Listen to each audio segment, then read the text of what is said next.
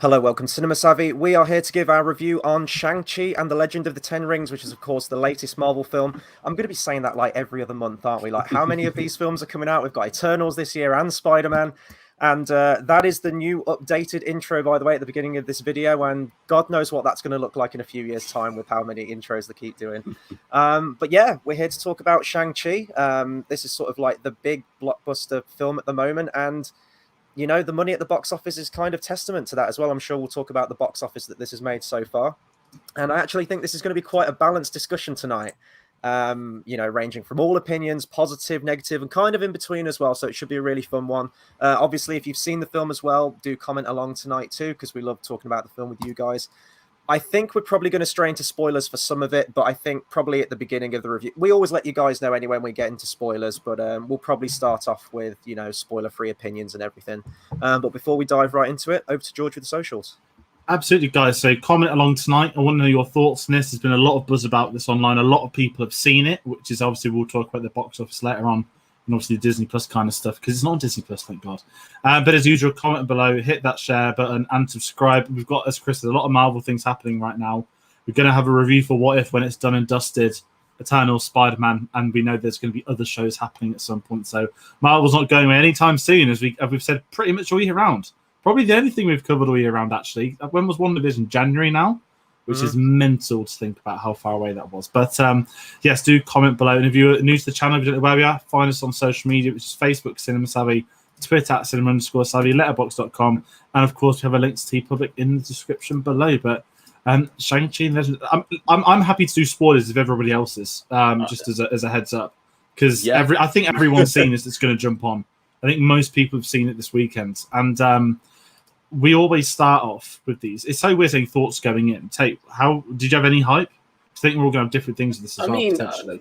I'll be honest, not really, not ridiculously. I don't know if it's because I've been burnt out with Marvel over the last kind of few years and stuff like that, but over the last the only things I've had hype for is the TV shows, really going into those, because I feel like recently I've been looking into more kind of TV shows to seeing a story that plays out over a longer period of time that builds up over the series and stuff like that. That started obviously with WandaVision this year for Marvel, and that's just kind of expanded, and I absolutely loved watching Loki, the series. And then you're kind of left with this coming in the middle of What If whilst you're kind of watching through that, which is very kind of, it's an anthology series, so it's nice, so you don't kind of have to follow the links between each episode. But I didn't really have much hype for this, and I don't know if it was because I didn't see this advertised everywhere, as I normally would do for films, especially for Marvel films, where on the run-in to Black Widow, they started posting it everywhere. They started saying, oh, it's going to be on Disney Plus as well and stuff like that. Whereas this one, it isn't posted on Disney Plus. That's probably a sign that they have faith in this project, which is really bad to say over Black Widow. But I didn't have ridiculous amounts of hype. I'm happy to go and see a Marvel film at any time. I was kind of looking forward to seeing some martial arts as well and introducing a new character. But yeah, I just didn't really have any hype for this film at all, which is kind of bad thinking about it now. Well, I'm also guessing that this isn't on Disney Plus purely because of the backlash that's resulted from the whole Scarlett Johansson debacle with Black Widow, which, you know, is massive. So clearly Disney pulled the plug on that, I think. Whether that hadn't have happened and this still would have been on Disney Plus, that's another discussion. But I didn't really have any hype for this film. I mean, Marvel films, it's not like you get a massive gap between the next Marvel film. It seems like it's every other couple of months. And I know this is a different character, but it is still a Marvel film. And they have, you know, they've found their footing, they've found the formula. And they do kind of feel formulaic after a point. Not to say that they're all bad or anything like that, but you kind of know what you're getting before going into one. So I wasn't really hyped from it.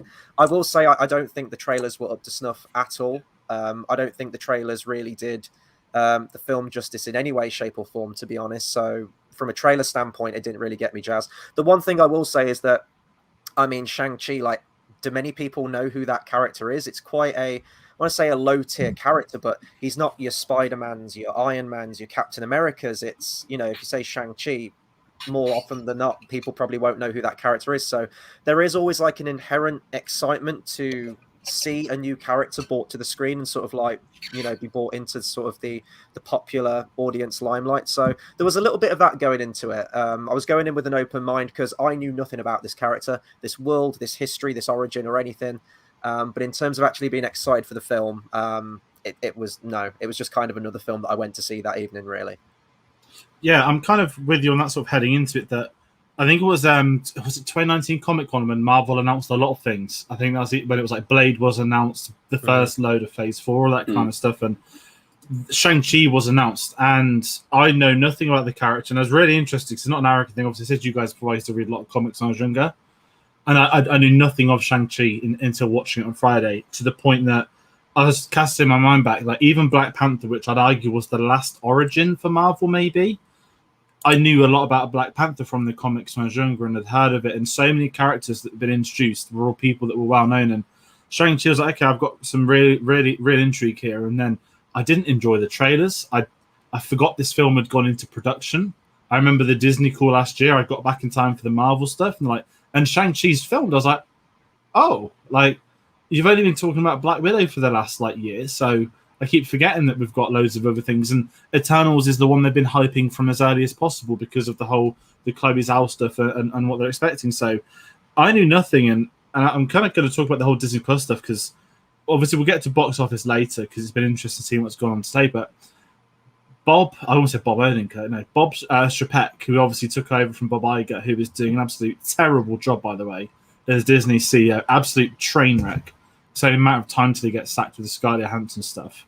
The Russos have come out saying they won't come back to Marvel after being asked because they don't want to be involved with Bob Chapek. Kevin Feige's criticised him. Bob Iger's criticised him. Everyone's got Scarlett Johansson's back. And, Disney do the casting call the phone call every few months when all the news leaks talking to their shareholders. And they were talking post Black Widow, and he goes, Shang-Chi's going to be our experiment to see if we can get people in seats, and if not, we'll put Eternals on Disney Plus.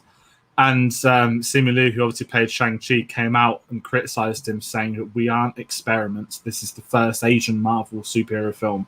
We are not experiments. And because I didn't know much, but I just kind of sat there and I hadn't really took that into scope. Because obviously when Black Panther came out, culturally, that was humongous. And I'd argue this is going to do the same. Obviously, we'll get to box office later, but I kind of went in. That got me a bit more hyped, not because they were outspoken to the Disney CEO, but Bob Chapek's done such a shit job. The best bit of marketing he did was call it to me an experiment, because I was like, no, I'm definitely going to go opening day. I would have anyway. But it was one of them where it has been a back burner. I think Black Widow has obviously been such a forefront. It's going to be a big release. Eternals is the Oscar one. Spider-Man doesn't need any hype. We've got the hype. It's happening. We've got a trailer now. But Shang-Chi of the four this year was the one I was least looking forward to. I didn't enjoy the trailers. Same with you guys. And when I saw it, firstly, the critic reviews came, which I don't follow closely, but a couple of people I know were there. They're like, no, like, this is like different. This is good. I was getting a bit of optimism, and then obviously saw it on Friday. I was blown away by all of it, and I just did think the trailer goes, why didn't the trailers show some more of this? Which I think we'll all speak about. The trailers were very by the numbers, but this film to me was 100% opposite than. Carl's mentioned reminded me of Iron Fist. And I've never seen that. I never made it through it. I tried about 6 times to get through that show. I'm not joking. 6 times I tried to get through it, and 6 times I failed. I couldn't make it through that. I was able to get through Series 1, but I never picked it up for Series 2. It does kind of remind me, even in the way they handled it a little bit, not as much so, but this was way better handled, but kind of some of the behind the scenes kind of background, kind of the way that they were treating it from the top wasn't the best. And I think as well, the actor had called out Iron Fist for the whitewashing, which is something we'll obviously speak about. But I don't know anything about Iron Fist. Iron Fist, I'm not sure. Iron Fist has always been a character of, I believe he was of Asian descent or something like that. It's like, and is it not Finn Jones? It's the guy from Game of Thrones. Finn Jones. Here's Loras Tyrell from Game of Thrones, the whitest guy possible. I never made it to that. I think it says it all when the only person they're asking for the multiverse to keep is Daredevil and Kingpin. Not really any of the other people. Punisher as well. Well, yeah, Punisher, yeah. But that's it heading into it. And I'm going to kind of jump. I know we've got a little schedule here, but just because we know this is going to be a different review, just one word each. I fucking loved it, and we'll just so people know how this is going to go. Yeah, okay. I was very much middle of the road. I thought it was an average Marvel film. Are we doing it in one word? Just 2 or 3. You know what I mean? Like 2 or 3. Yeah. Long. Long. That would be my word. If I'm going to go into it just like a little bit, I thought the first 2 acts dragged to the point where I was like, I could be doing anything with my time right now. I could leave if I want to. But the 3rd act just went completely balls to the wall, went like complete like Chinese mythology. There's dragons, there's like mythological creatures, and they're all fighting, and it's a massive CGI clusterfuck. But I had fun, and I found my second win with it at the end. So very entertaining 3rd act. Didn't care at all for the pacing of the first 2. That's kind of my thoughts in a nutshell. No, that's fine. Because we haven't had because we've not had new releases in so long. We haven't actually had this for a while. I know. It's really nice. It's weird. It's weird talking about very quickly jumping on the back of Chris's thing. I get the point of where you're coming from, because it would be like having a Doctor Strange film where he didn't have any of the mystic stuff happen during the entire process of the film until the final 20 minutes, where it's balls to the walls, portals coming everywhere, big kind of monsters and stuff like that. Because Shang-Chi is a martial arts character, but they do stray into the mystic and stray into kind of the mythology and stuff like that. It does take a while to actually get off the ground with that. It does base itself very heavily in kind of reality, shall we say, for quite a long time during the film. I guess the pacing was good stuff. Yeah. Like by the time you hit that sort of 3rd act, well, when I was watching it, I didn't realize we were getting into the 3rd act. When they hit that sort of like legendary kingdom part, that felt like that plot point should have come much, much earlier in the film than it actually did. And by that point, I was like, oh, okay, we're at the end now. Like meeting all those people, Michelle Yeoh and all those characters, that felt like that should have been a big chunk of the 2nd act and should have occupied most of that. But as it is, it comes very, very late towards the end game of the film, doesn't it? Anyway, I'm rambling. We need a structure. Yeah, I'm going all about on this film. No, it's fine. I mean, because I'm kind of I didn't mind the final act, but it wasn't to me as interesting as the opening too. But going off the character Shang-Chi, now, as I said, I know nothing about this character, the comics, the worlds. I turned to my friend when we were watching it, when it finished. I was like, do you know much about this to know as well? So it was really interesting heading in so fresh. And I don't think this may be the first bit, but I love Simu. I've seen him a lot on social media recently. I know about 3 years ago he tweeted when they first announced saying Marvel, let's talk, and he ended up getting cast. And it's not like he was a big name. The casting call went out to countries everywhere. They needed martial artists that can speak fluent Mandarin and have American accents. So it was one of those, but I'd imagine this is something that went on for a while. But leading into the film, he's been the best person marketing. His social media feeds have been everywhere. And it's one thing, when you see actors, right, and you can tell it's a publicized tweet from their PR company. It's like, enjoy in cinemas now. This is someone doing selfies in like loads of different countries and having fun with it. And I think like the way he's represented Marvel has been incredible. The fact he's called out the Disney CEO shows he's got balls as well. And heading into this film, I really enjoyed him. I think he was one of the strongest points. I think he was very good from what we saw. He could do the funny stuff. But the fact, like, his physical shape, I'm trying to think, except Batista, and I mean, Simu could probably bash him because he's actually trained in martial arts, and Batista can do kickboxing, but he's probably the most physically, like, not imposing, but the most physical Marvel character we've seen, maybe. Yeah. Athletic, yeah. Like, I'd compare him to sort of Chris Evans from, Civil War or something, the helicopter scene, that kind of muscular build, I would say. But he just felt like he could beat the shit into anybody and everybody. And I think that's what caught me off guard with the character I was expecting. The Marvel Fest, the CGI, we do get a lot of it towards the ends and all that sort of stuff, but when he was fighting people, that was fighting. You could see the fighting. And I think the Russo brothers have been the best at that. The Winter Soldier, with that kind of stuff. And I was just taken aback at the bus scene. I know a lot of people saw the bus scene online when they released it for a preview, and that caught me off guard. And I think that's when I knew I was in. I was a bit nervous when I first met them. I was like, how is this going to go? Is this going to be the jokey, the pairing and whatnot? But the moment that bus scene hit, I was like, this guy's got it, and I'm in. And that's how I felt with him. And I think the best thing for him as well was the incredible supporting cast. I think everyone played their part, whether it's like comedic roles, physical roles, or just drama. And I think that was something really important with me, was just that the actor sold it. And it is an origin film as well. And that's the big thing for me, that when you don't know anything about a character, how often can we say that anymore about Marvel films? That we don't know anything about somebody heading in. And I feel like I know everything I need to know about him, that he could pop up in an Avengers film tomorrow and it'd be absolutely right that he's there, and I understand why he's there. I get that as well. And one of the things that I kind of want to jump on the back of that with is that he threw himself into that character.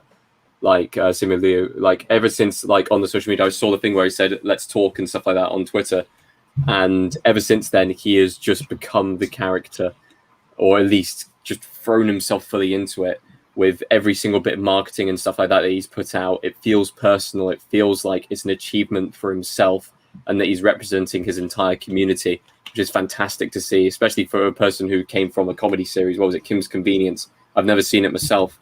I've heard it's meant to be quite funny, but like for him to go from that kind of role and then take all of that he's learned from that and bring it into a film like this, like a massive blockbuster, it's absolutely fantastic to see. The supporting characters, I think we'll talk about a few of them individually in a bit, because some of them I enjoyed, some of them I absolutely did not, which is standard for kind of Marvel films. You can't get on with every single character and stuff like that. But this film, I enjoyed some parts of it and I didn't enjoy other parts of it. But one thing that I cannot doubt at all is that Simu Liu is Shang-Chi, and he played it absolutely fantastically, perfectly almost. Like, he is one of the people in this film who is completely faultless in his role. His acting was absolutely up to it in the dramatic scenes, in the comedic scenes, in the fighting scenes and stuff like that. He completely encapsulated that role. And I think I agree with you that at the end of the film where we see him, if he was kind of dumped into a team-up film of any sort, I feel like he could fit in immediately and kind of work with his own strengths and stuff like that. So as far as character building is concerned, this film is brilliant for that, especially as an origin film. I'm going to disagree with you, Tate. I actually didn't think he was that great. I thought the most interesting stuff with Shang-Chi was the flashback sequences. You get you get like one kid actor and sort of one teenage kid, I would say, playing at the different stages of his life. And I thought that was the most sort of dramatic elements to the character and the story. And those were the parts that I got really invested in. George, we were sort of like chatting offline, and I actually thought this during the film as well. And you mentioned it on chat. Similar kind of structure to Batman Begins, I guess, where you do get these moments where, you know, he is in his youth, and then you do get the ninja training as well. You know, so you get similar elements there. And those were the stuff that I latched onto the most. But in terms of his actual performance, I felt the way he played it and the humor as well. And this might not be a problem with him. This is like a problem with the screenplay. I actually think this is the worst case of Marvel humor, quote unquote, whatever you want to call it, in any of the films. I thought in parts it was wildly out of place. And I saw this in a packed cinema, by the way. I don't know if that was the same goes for all three of us there. Cinema was absolutely packed, barely any free seats in there. And there were moments of drawn-out jokes in this film where you could have heard a pin drop in my cinema at least. And it was awkward, and it was that humor that kept going. So I think for him as well, the character of Shang-Chi and the past he's had and the upbringing he's had, it's weird for him to start cracking funny jokes constantly. It doesn't strike me that that would be his kind of character. And also, I felt like Simu didn't like really bring much drama to the role. I thought he was quite deadpan with the way that he delivered some of the lines. There's a moment where I don't know what bit it is at the end. Is it like the dragon or like the demons like closing in on at the end, and he just closes up on him and he just goes, "Oh shit," and it's done with like no oomph, no emphasis, no charisma, and it kind of reminded me of sort of, I know people might disagree with me here, especially the DC haters, but it's a Marvel review anyway, so DC fans probably aren't watching this anyway. But like Henry Cavill Superman, where he's just sort of very, not necessarily a bad actor, but I just don't really get much oomph. And similar to that film with the flashbacks, the real drama is in the flashbacks and not necessarily the stuff for me that's going on in the present. So I didn't think he was awful, but I thought he was just sort of, I've got nothing to say about him. He wasn't really particularly charismatic. He didn't, I don't know, as a protagonist, he didn't really sort of deliver that. And I thought the supporting characters kind of elevated everything around it a little bit, which we'll get into some of the characters. I know we're going to be talking about Awkwafina in a second, who I thought was the only one who had any kind of sense of personality and oomph to the performance. Yeah, so I'm kind of the opposite, but Awkwafina is a really good one, because I thought he's going to be one of those Marvel characters that I'm going to detest. And I've had this before with, I mean, a lot of people change it. Darcy pre-WandaVision, you could maybe argue. And I know you mentioned that to me, Chris, when we spoke yesterday as well. And I was worried because I've not seen Awkwafina. I just know that she's famous and she's a comedian. And I know Tate know a bit more explaining it before. But I thought, is this going to be something different? But I was kind of with her that once she kind of realised what her sort of path is, that she doesn't really have a path. She just enjoys being the president, enjoys what she is. She kind of grew on me a lot, and I think that's where I was nervous. It was like, if you're on this adventure with these two characters, is she going to be like standing screaming at the side for so long? But she had a character arc and she had a really good place with them. Their chemistry with each other, I thought, was phenomenal. I thought you could tell they were enjoying it with each other. And when you get to the end of it, obviously, I don't know if it's meant to say if they're in a relationship. It's not really clear. Maybe I'm just being blind to it, but it felt like they're either best friends or could be in a relationship, and it would feel earned. Like when they put their hands together and jump into the portal, that was like, that's built to that. And I absolutely loved them. I thought they were great with each other. But I think they complemented each other well. Obviously, she has some of the funniest scenes. I laughed a lot at the Shang line when he was discovering his name. I thought that was one of the, well, it's not the funniest thing in the film. We'll get to Trevor later, but the funny thing was the whole name thing, because when it clicked in my head that, oh, he's called Shang, but he took the name Sean. That's kind of dumb, isn't it? And then I love the fact they play off it as well. But I was really like happy, surprised with Awkwafina. And I want to kind of not explore some of the stuff that sounds really weird, but I want to see Crazy Rich Asians, which I know she's in, and a lot of people spoke about over the last few years. So, and I know Michelle Yeoh is in that as well, who's also in this, and Gemma Chan as well. There's a lot of people in that. Yeah, a lot of people. You'll just go watching through the film. I haven't seen it personally, but I looked through the cast list. I was like, oh my god, I recognize everyone on there. But yeah, Awkwafina, I really liked her character actually. As far as the comedy relief for the film, which is always needed in a Marvel film, otherwise it will end up like a kind of DC film from when they started. You need that comedy relief in there, and Marvel always seems to do it quite well. And in this film, Awkwafina plays that character absolutely perfectly, just by being almost the direct criticism of everything in Shang's life, like everything down to the kind of minutest thing, including the name change and stuff like that. Going and exploring his world where he's getting beaten up in a cage by his sister. She's just sat there sipping drinks and stuff like that. It's just the kind of little things that she brings to a character role, that she is literally there as a passenger, but she seems to be enjoying it because that is her mantra. And I'm completely on board with it all the way through the film. And I'm also glad that towards the end of the film as well, she ended up kind of having a bit of action and kind of getting involved and actually kind of having a purpose within the plot, which is always nice to see. But yeah, no, really enjoyed her character. Yeah, I thought she was really endearing, and she gets a really great character arc as well. You know, she's kind of a character that's lost. She's sort of like taking it day by day. She doesn't really have any sense of direction in her life, like career or prospects or anything like that. And throughout the course of the film, that's a really nice moment at the end where she is the one who essentially saves the day. She's the one who takes down the demon with, you know, that lucky shot. And you could argue that, oh, you know, all these warriors that have trained every day of their lives in this hidden sanctum, and then this one person comes along and she's there for like an afternoon and she gets the killing shot. But it works for the character arc, and it's a really nice moment, and there's a clear progression from her first scene to her final scene and how, you know, she stepped up to the plate. There are some jokes in there that do fall flat a little bit. Again, that's the writing, but I thought out of all the cast, she was the most memorable for me in terms of a performance, and I really enjoyed her personality. I think the difference is that, you know, the role that she serves in the film as that comic relief sidekick character, as I mentioned, does sort of link in with Darcy from the Thor films, but that was Darcy's only function in those films, and the comedy wasn't great. This one, you know, the comedy, there are some weak spots here and there, but for the most part, she delivers it very well with a really likable personality. And she's actually capable, and they set it up, you know, right from the beginning. You know, she's is it a valet? Is that what they call it? And where they valet. You know, she's parking cars, she's going on joy rides in between her breaks and stuff, and then that sets you up for the first action set piece of the film with the bus. And then, yeah, so I thought all the skills that she acquires throughout the film built up to it and felt earned at the end. I don't want to see a romantic relationship with her and Shang-Chi, though. Yeah, I agree with that as well. It works much better as a platonic friendship. You buy them as friends, and I think if they made it into a... I don't want to see that. They have great chemistry, but they have great chemistry as friends, and I hope they don't go in the direction of a loving relationship in the next film. And I think as well, with the Nan pointing it out really early, that was setting it and saying like it's not going to be a thing. I just couldn't tell by the end of it if they were sort of heading in that way. But I thought they'd end the film with that. Sorry, I thought they'd go back to the family and sort of tie that aspect up, because they go back to the friends, don't they? I can't remember if they go back to sort of like her home life and what she's done. I will say this. We'll get onto this a little bit later, but this film does have problems tying up loose ends within the film itself. Mm-hmm. It felt like that family was a big one, you know, with like the grandma and everything, and that sort of like nice family dynamic. And you know, going back to the Friends thing was a nice bookend for that moment and had a good payoff to it. But I felt like it needed something with her family towards the end just to kind of wrap that up a little bit, maybe.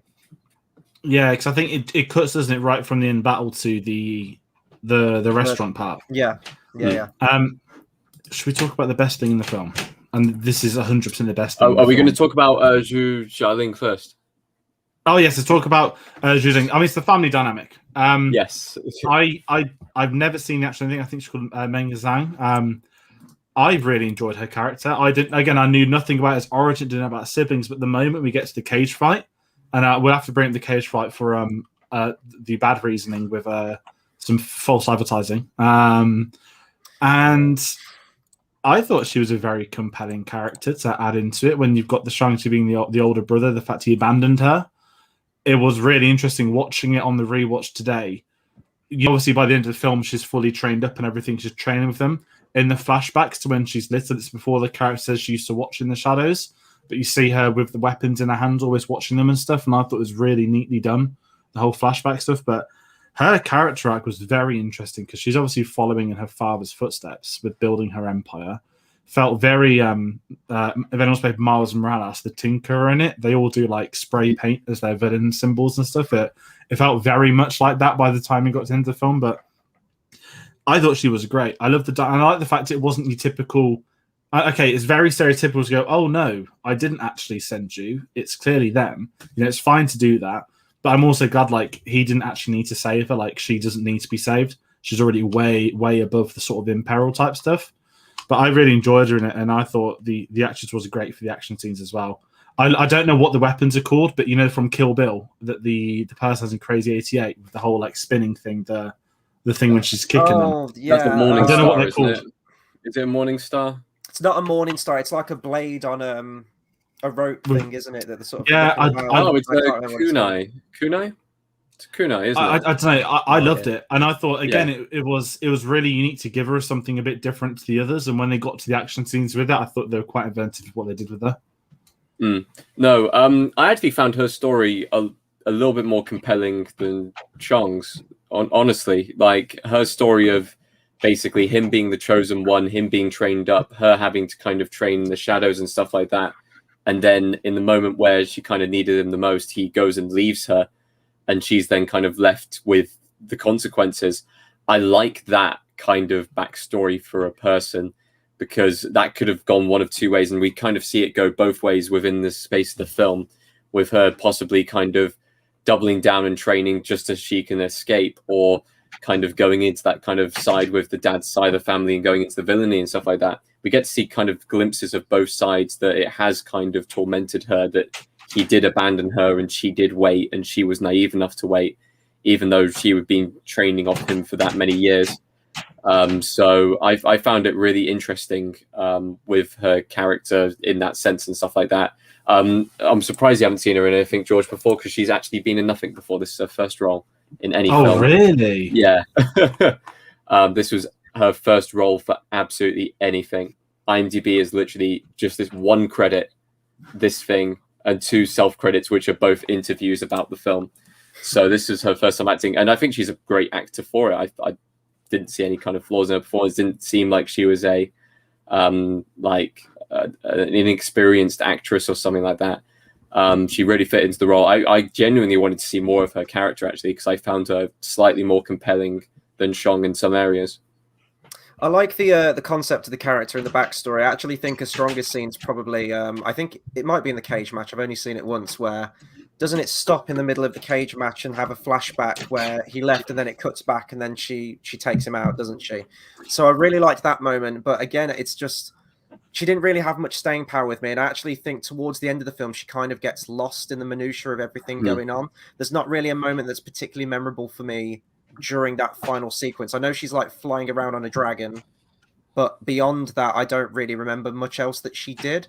And then it kind of comes back at the end, you know, for was it the post-credit scene or the first credit scene at least, where the second credit scene, yeah. It reminded me of the final shot, like the book of Boba Fett at the end of Mandalorian, where it's like taking the throne and the camera zooms back, and she's got like her own training academy now, and it was like the 10 rings will return. It's not Shang-Chi will return. We know he will. but the Ten Rings will return. So I mean, that's set up for some like cool prospects. I was going to say a lot of people thinking that might be for Armor Wars. Oh, maybe Possibly. yeah, maybe they could tie into that. I don't know. I don't know I what know they that do with it. the actress for Armor Wars has just been. No, it's not. Sorry, I was getting mixed up. I know that the girl playing, there's one TV show. It's going to be about like a Genius Girl event. It's like a better Iron Man suit. Yeah. She's debuting Black Panther 2. That's been on the news this week. So I don't know.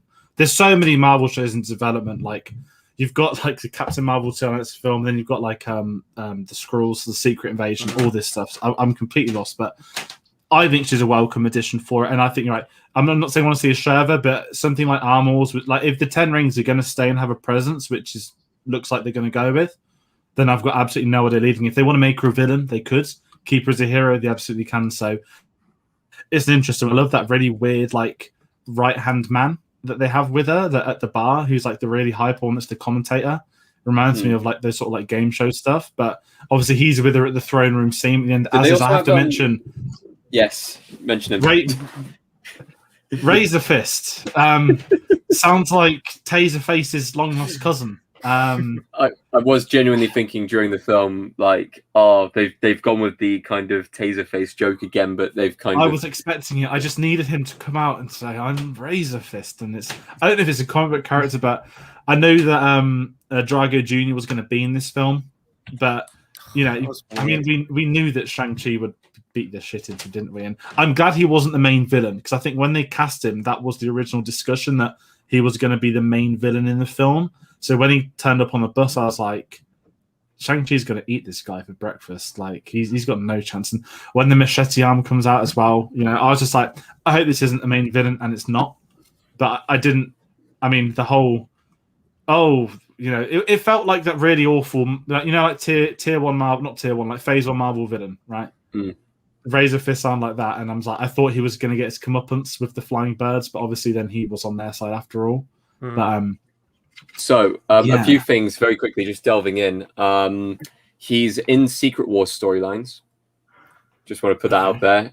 He has faced Iron Man. He has faced Norman Osborn, which is interesting. He's faced Captain America, but his main kind of foe would be Shang-Chi. So he's faced a lot of the people in the Marvel canon, and he could appear in Secret Wars if that's the case as well, because he is part of that storyline. Can we talk about a couple of cameos in that sort of like underground cage fighting scene? Yeah, sure. I'm with you on this. Why? False marketing. Like this is my. I love Wong. I'm going to say this, I love Wong. I love seeing Wong. There's a great theory. They're saying that he's going to be the new like Phase 3, Phase 4 Coulson that just pops up everywhere. I love that theory. But to slap Abomination in the trailer, the final trailer shot, big up the return of Abomination, and he's in it for 10 seconds. I'm not going to sit a moment saying what I want to see. I didn't actually care for Abomination. I know he's going to be in She-Hulk.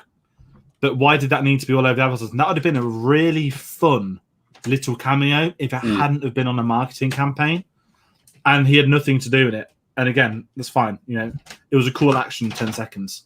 And I love the fact that Wong got the crowd on his side as well. That was great. But I'm just going to be honest, says it. That shouldn't have been in trailers. And poor marketing.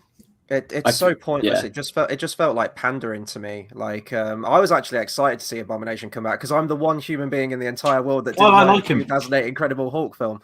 But it was weird seeing Wong in that situation, just from a character standpoint. Like, he is a character that, alongside Doctor Strange, is like protecting he's at the Sanctum, he's protecting the world from, and then like in his downtime he's in underground cage fights with monsters and like, why would he do that? What's in it for him? Like, it just felt very strange. It felt like, I've got no problem with Wong at the end, like with the post-credit scene. That makes sense. That's furthering the story. That seems like something he'd do, but I just don't see him in that kind of environment.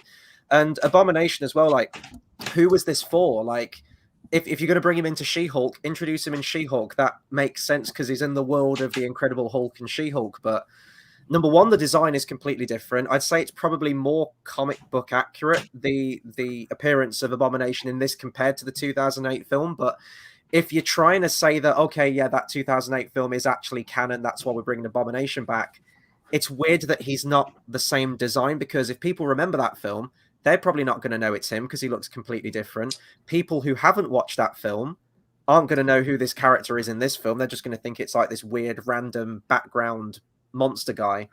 And then he's out of the movie. Yeah, it's literally like 30 seconds and it's done. And I was expecting them to come back at some point. It just felt like such a weird point. I've got no problem with like the underground cage fighting scenes. You know, it leads to the scene where the sister comes out and fights her brother. But that just felt unnecessary. That just felt like pandering. Like, we've got to get a cameo in there just for cameo's sake. Is the colouring thing... Oh, very quickly. Is the colouring thing kind of similar to the way that they did it different with Thanos? Like, when they introduced Thanos originally, he was a different colour to when he was actually kind of properly put on screen. Yeah, but he was more or less the same design. Like, I know they changed it here and there, but inherently you can tell that was the same character. If you put a picture of Abomination from 2008 and this one, it's nothing alike at all. Yeah, it just felt weird, and I'd understood it if it was after Hulk had come out or something, if he's involved, but it wasn't even like here's the Hulk. We might have to speak about it again later on with the credits actually, but it was one of those. To put it in the trailer, I just thought was very odd. Didn't they big Tim Roth coming back for it as well, or was that for She-Hulk? More for She-Hulk, but they said he did the voicing. This like he didn't really do any voicing; he just made noises. They probably just took him on set for a day. Face or something like it was just weird. This is it. It was very odd. What I will say, the fight scene when they introduced him as Busboy, it made me think of Sam Raimi's Spider-Man. When he's like the human spider, it's like that sucks. It's just when the lights come on, he comes out and it's really awkward. I really liked that little moment. Is this the multiverse version where they bring out Bonesaw? Oh, could you imagine? It's like, here's Busboy. It's just his name was Busboy was just great. If anyone's seen People Do Nothing, that they get renamed the Bang Boys by the Japanese internet. So it just reminded of that weird comedy things. I think we need to talk about, without doubt, the best character in this film by a country mile. I'm scared of who you're going to say right now, George. Let me get my. I know it's not Trevor yet. It's not Trevor. Oh, it's not Trevor yet. Okay. Let's talk Zhu Wenwu. Oh yeah. Tony Leung. Now, I'm going to be the first one to say it. I have not actually seen Tony Leung in anything. I know that he is royalty in Asian cinema. I know that he was in Infernal Affairs, obviously, which then became The Departed, never remade it. But I apparently he's tried to get in English language films. He's tried to approach big filmmakers that never took him on, which is a shame. But he stole this film for me. He is the best thing in this film. Performance, character on paper, country mile, and he can wear a suit very well. Yeah, absolutely fantastic character. I've seen In the Mood for Love, which is the only film which I've seen, and then you not seen Hero? Oh yeah, of course. He's I in completely that. forgot about. I think that's the only one that I've seen him in. But he is absolutely fantastic. He's so menacing without actually like having to raise his voice or anything like that. He's just that kind of quiet businessman who immediately gets the job done. The scene I'm immediately thinking of when I'm kind of picturing him now is the scene where he takes the young Shang-Chi and he's like pointing out the people who killed his mother, and he's like, that's those guys. Okay, he walks over and just completely destroys them, and just absolutely, just pure rage. And then as calm as you like, adjusts the suit and walks out. It's just fantastic. I kind of wanted to see more of him. I kind of wish that he wasn't, and this is a spoiler here for people who haven't seen the film, I kind of wish that he wasn't killed off, because I wanted to see more from the character. I wanted to see him kind of... I know that Mandarin gets resurrected in the comic books all the time and stuff like that, but I wanted to see more of him in his current kind of state and way, especially with the amount of power that he would have wielded at the end, possibly. It would have been very interesting. Yeah, he was by far the best character in this film, I thought, and performance as well for me. Thought it was outstanding. The flashback scene, as you mentioned, that's probably is my favorite scene of the film, actually. It's definitely the one that sort of stuck with me the most, and I think had the biggest impact in terms of his character. And he's very much a sympathetic villain as well, which I really liked. You know, we always keep saying Marvel isn't great with villains, and I stand by that. You know, hopefully they are getting better soon with them, but you know, I don't think it's going to be a name that, you know, in the collective consciousness, you say Thanos, everyone knows who Thanos is now. They took a character that barely anyone knew, unless you're like a devout comic book fan. Everyone knows who Thanos is now. I don't think, you know, we're going to be saying Wenwu, and, you know, no, they're going to say the Mandarin, aren't they? They're going to say the Mandarin. Even though But he's not the Mandarin, which is the other thing. Which I'm glad they explained it though, as to kind it of needed an explanation, didn't it? Just in terms of the continuity, because it is a retcon. It was a retcon. Clearly, they were setting up for some from the original Iron Man. They were setting up for that Mandarin character. Then obviously that twist in Iron Man 3 kind of threw a spanner in the works, and they had to explain it somehow. I thought as explanations go, you know, I've given my thoughts on Iron Man 3 many times, but that being what it is, at least it kind of makes sense in this. And, you know, for people who didn't like the twist, like me in Iron Man 3, at least we are getting a more accurate, I guess, in terms of powers and capabilities of what the Mandarin can actually do. Obviously, they've created a fictional character here with Wenwu, who isn't a character in the comic books, but they've given him the traits of, you know, what you would expect for the Mandarin character, and also put their own spin on it as well. I love the fact that he was just trying to get back to his wife. You know, it's like this star-crossed lovers kind of thing from that really beautiful opening scene, actually. I was with this film so much from those opening 10 minutes, and just bringing up a comment from earlier here where Carl says, I did think younger Marvel fans would struggle to understand what's going on with the subtitles at the beginning. I don't care. I don't care about young Marvel fans. I was so glad they used the language at the beginning with subtitles. It just added to the feel of it, the culture, and I was like, oh my God, they're actually doing this. And it went on for quite a while as well. It went on for about, you know, like a good third of the film, you know, apparently. the first, And so fair play to them doing that. I really appreciate them doing that. And the sort of fantastical feeling at the beginning and legends, and so much like these, you know, these other films that I've seen, like Hero, Crouching Tiger, Hidden Dragon. It was definitely a lot of the cinematography as well. It felt very much based on those kind of films. The scene of them kind of dance meeting fighting the mother, the dance fighting and stuff like that, with the leaves and the colors, and very it was Crouching gorgeous. And you could tell the films that they were basing it on, but obviously those are very prominent films in Chinese culture, so it's good that they're honoring it in that way as well. You've got Michelle Yeoh in the film as well, who of course is in Crouching Tiger, Hidden Dragon as well. So I was completely astounded that they did that as well at the beginning of the film. And his character's great, you know, he's a really tragic character, and with a lot of villains like that in Marvel, you expect that, oh, I just want to conquer the world and destroy villages and everything. And he does have aspects to that, but they give him reason for why he's doing what he's doing. And that's so important. And you do sympathize with him, you know, in that moment where he keeps hearing a voice when he's at the demon gate or whatever it is.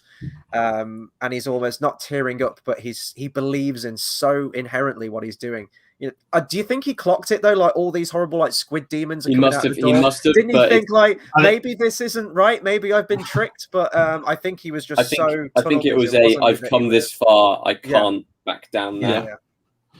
I think what's the beauty with him is that it could have been so close to being a terrible Marvel villain. Yeah. You look at how many Marvel villains, right? I want to conquer the world. Okay. I am their father, and I must destroy my father. Okay, fine. All that, and then it's like, let's humanize him. What he stopped becoming a villain. He fell in love. There was a romantic angle. He wanted to raise a family. And I think this is the importance of the flashbacks to his characters, that, you know, his villainous, you know, becoming addicted to the rings. They're the rings that could have saved his wife if he'd worn them the entire time. It could have just been so easy to have never had any of that. He just had a son and raised him, and the mom died, or he killed the mom like so many Origins would do. But the fact that you fleshed him out and made him a character, they made him very likable. And maybe I'm sadistic, but when you've got those scenes, you can just tell that's just a man that thinks there's a chance of reuniting with his family. And then you just get that great man who's like, you know, and I'll burn their village to the ground if they don't let me get to the gate. And he's a really, I think, quite a complex character that by just having him drop out of being a terrorist for a couple of years, that, you know, I'm a sucker for alternate history montages, but when they have like them kickstarting like World War I with the explosion and everything, and it's kind of like the Winter Soldier scene where it's like any time in history something didn't agree with us, we'd correct it into our own path.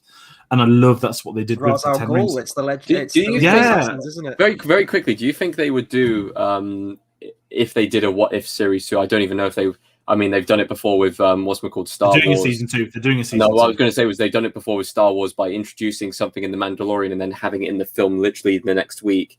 I'm wondering if they would have it, because we don't know all the episode synopses for this season of What If, whether they would have a What If based around Shang-Chi, and whether that would be based around Wenwu's character, and whether he, like, even if What If he continued to wear the rings and the mother did survive.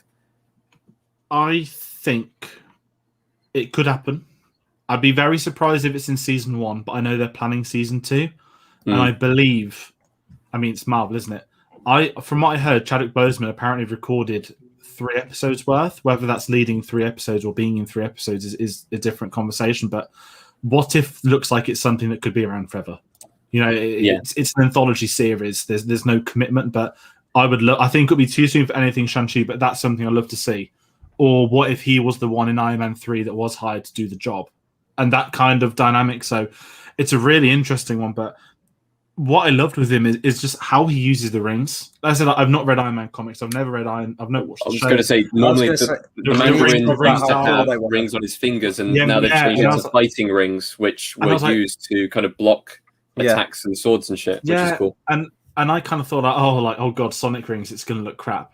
But they were amazing. Like I messaged you guys one another. I was like, I want to get the chest and just have the 10 rings just sat. They're not like he wears them so cool as well. Like they'll just drop on his sleeve with the white suit, and he's got his sleeves rolled up with it. I just thought it was really creative what they did with the rings. And you kind of mentioned the scene as well with the wife when they have that first fight scene.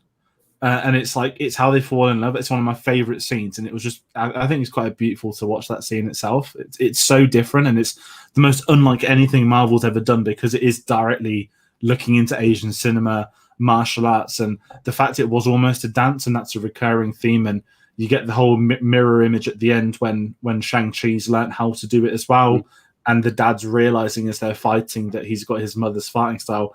I just thought he's a fascinating character, and then he kind of. I'm not saying he gets a payoff, but the moment he realizes I've fucked up here, his last thing is to send the rings on to his son and save his son's life. And I think he comes full character, but Chris, you said he's such a sympathetic villain. I know he's terrible, like in terms of what he's done for history, but I just loved him so much. And it's what he says, I'll take there's like natural charisma to it. And I think that's what's been a big thing for me. It just felt very natural. I was going to say, like, the rings are so fucking cool. Like, it started off where he rocks up to that army and he's just, like, deflecting all the arrows. And when he got into, like, close combat, he was sort of attacking them one-on-one. I was like, couldn't the army just sort of, like, swarm on him? Because he's just sort of attacking one-on-one. Just, like, stop waiting your turn and all dive in and try. And then he did, like, this helicopter spin through, like, an entire chunk of the army. Reminded me of when, I think Thor does something similar in the first Thor film when he goes to Jotunheim and he like spins it and it just like takes out loads of them. It's so cool. They did so many creative things in this one. I genuinely can't wait to see Shang-Chi use the rings against a different opponent in a different film. I think it will look so sick. And I don't know what the next team up would be that he would be involved in, but it seems like I know that they've got Avengers films coming out and stuff like that in the future, wherever they're planned in. But it seems like at the moment they're moving a lot more into the mystic side of Marvel, and he is kind of a mystic character within that sense because he has the rings.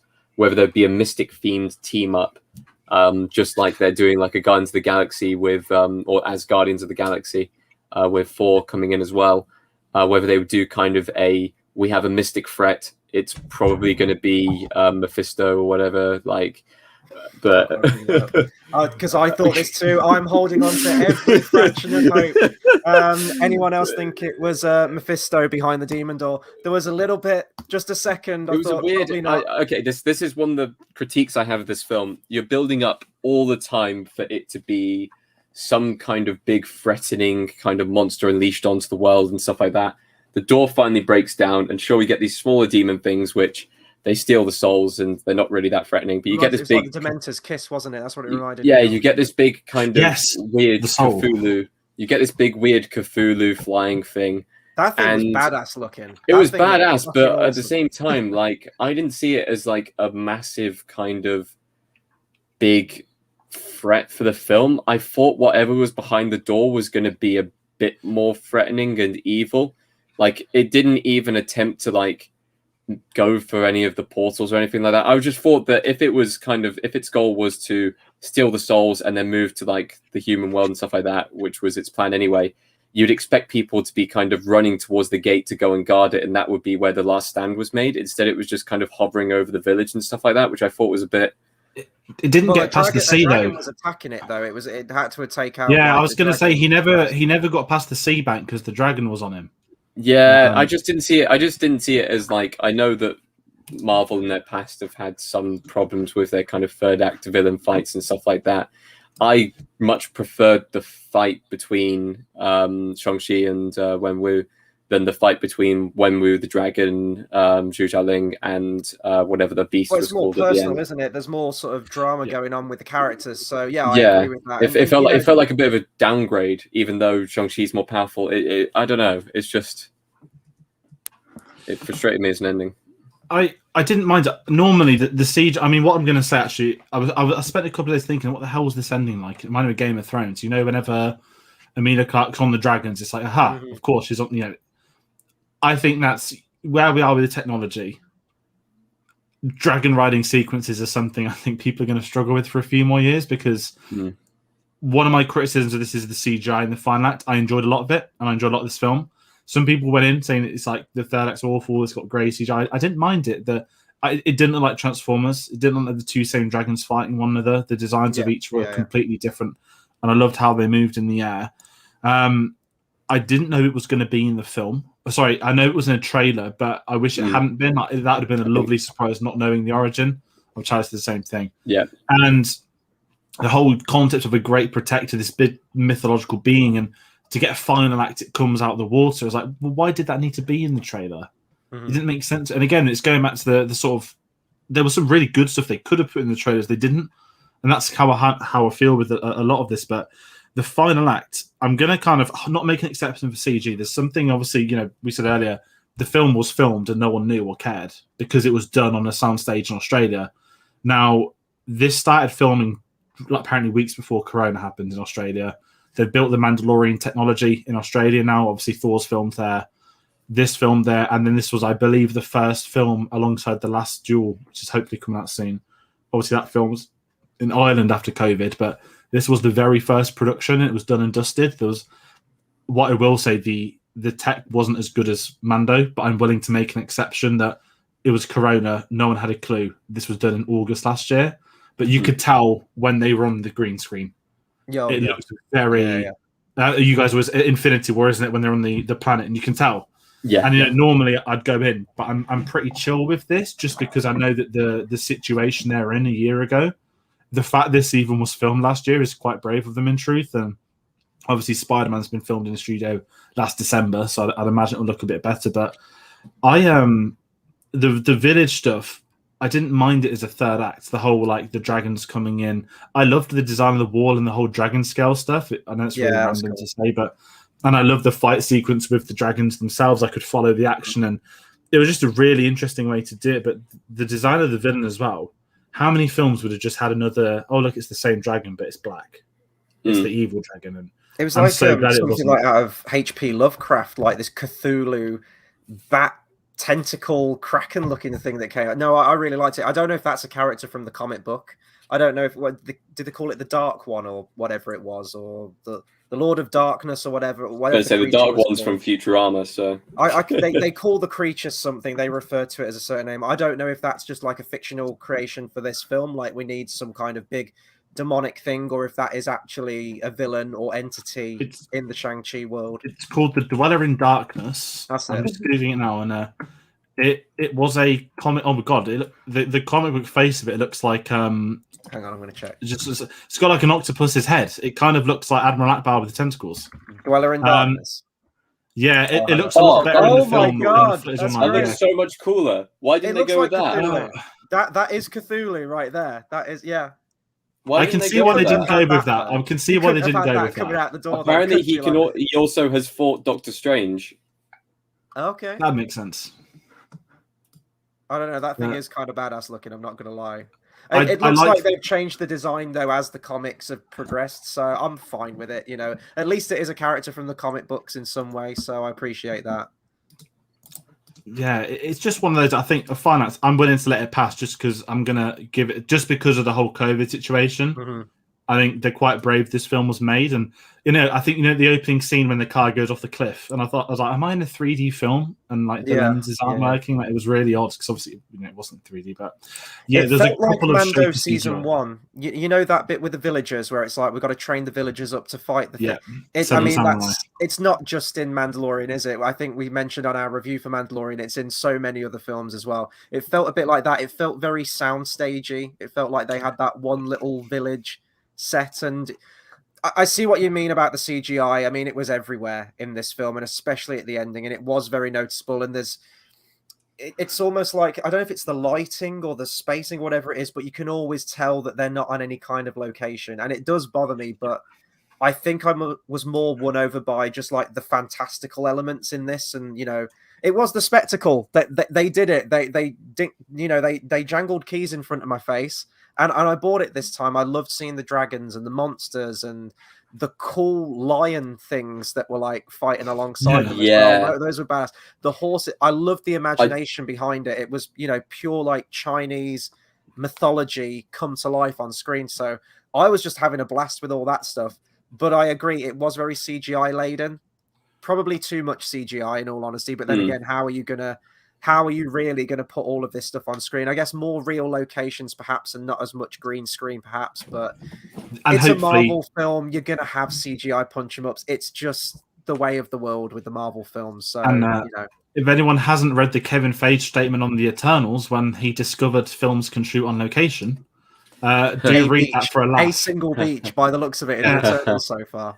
And I'm hoping. Obviously, I understand secrecy. I understand, Thor, that was filmed on location in Australia and everyone leaked the set photos, and I know that does happen, but sometimes you could have found a remote village in Asia to obviously Corona, but I'm saying that I'm hoping the Eternals is going to spur Kevin Feige into jumping around, taking more. Sorry, I'm going to jump back to a character for the box office. I was going to jump in as well and say one of the sequences which had to be done through CGI was the Maze Runner kind of moving maze sequence, which really Goblet of Fire, as well.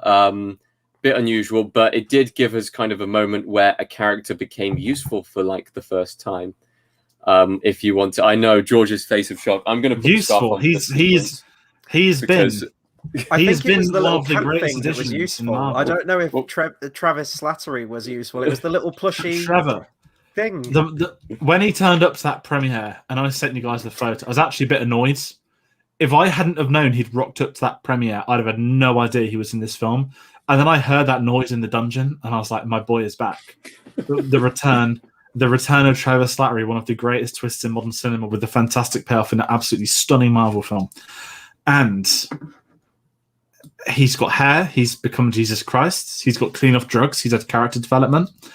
But my word, he is absolutely incredible. The fact they got Ben Kingsley back, I think, is a big thing. All hail the king if you haven't seen the short. The fact that they are wasting Ben Kingsley's phenomenal acting talent. They're not wasting him. He's an actor playing a terrorist turned clean. Like there's so many layers. It's so deep. Disguised as another dude. Yeah. And I thought it was a lovely. I mean, all hail the king. I don't know the logistics of it. It came out very soon after the film, and I don't think you can make a Marvel short film at the click of a finger. I don't think it was fan reaction. I think it was always planned that 10 Rings would be around, but we'll leave it open-ended when we actually want to do it. And I think it was very smart to get that done back then, because the door has been open for essentially 7 years now for them to bring it back. But the concept, I was like, okay, so is he going to be in the film to be killed off in a flashback, or when he tells the story? And it is funny, like just. Oh yeah, this terrorist is called the Mandarin. They named it after a chicken dish.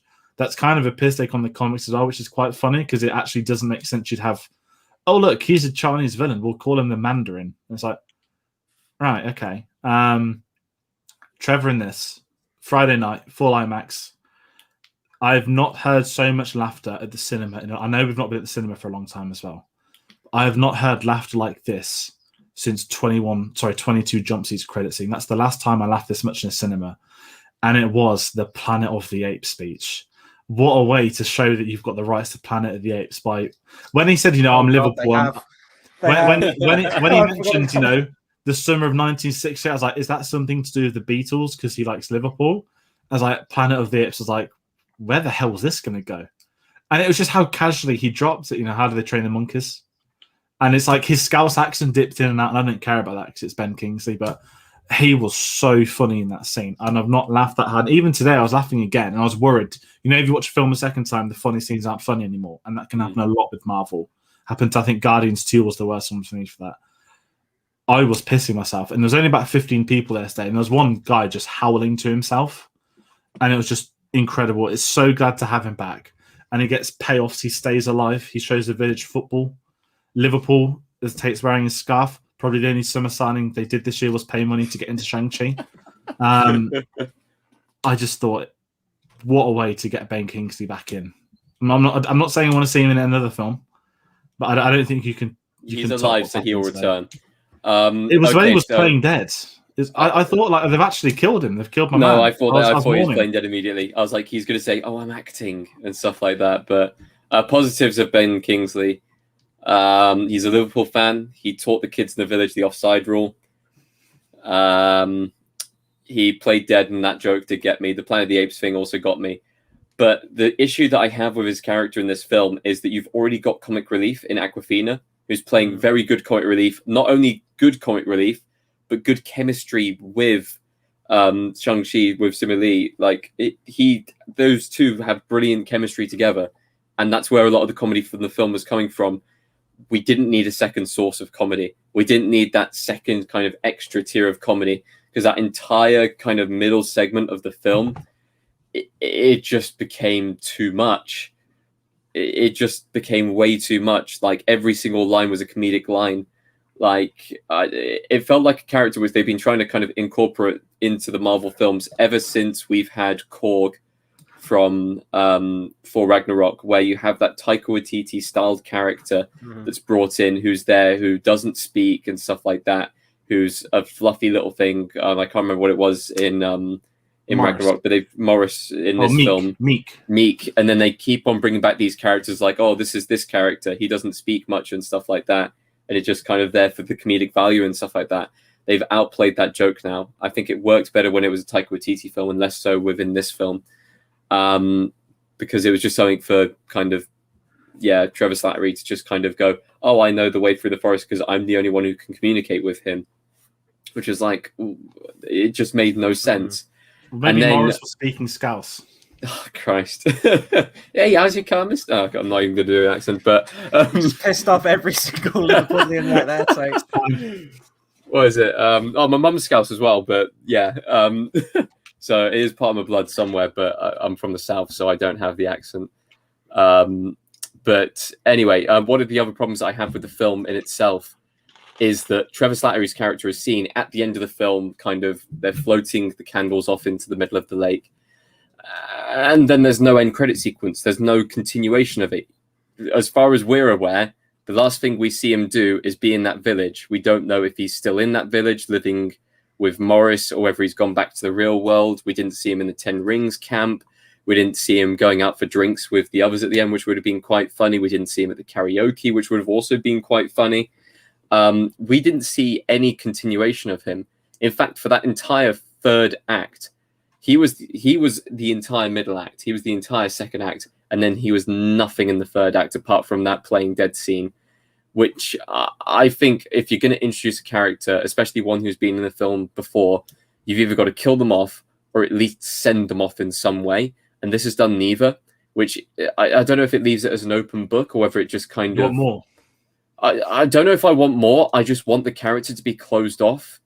Like, don't leave it in a situation where, like, it just felt frustrating kind of seeing that character not being either killed off or given an ending to that story, or at least a continuation of he will return in some way. Just leaving it with him by the lake and no kind of extra things added onto it just felt a bit odd. And it's what I was talking about, the film kind of struggling to have kind of closure and stuff like that. They didn't close off all the characters. Like, we don't really know what happens to any of the people in the village because there's no interactions. It goes from candlelit funeral straight into, so we're at the bar and we're talking to our best mates about what happened. There's nothing there to close it off. And I thought the end credit sequence would be the perfect time to have a Trevor Slattery kind of extra end credit sequence. but apparently not in the end. Yeah, the humor in this film just pissed me off. Not exclusive, but also limited to Trevor's character as well. I think the impact of his character is kind of lessened for me in this one though, because I knew what his character was now. The real blow for me came from watching Iron Man 3 for the first time, as I And mentioned finding out the Mandarin was a Scouser. I hated it. I hated it so much, and I still hate it to this day. It's a great twist. It's awful. It's awful. It's a fantastic twist. It's my least favorite twist in the MCU to this day. Yeah, it's one of probably the only twists in the MCU to this day. Yeah, it's still my least favorite.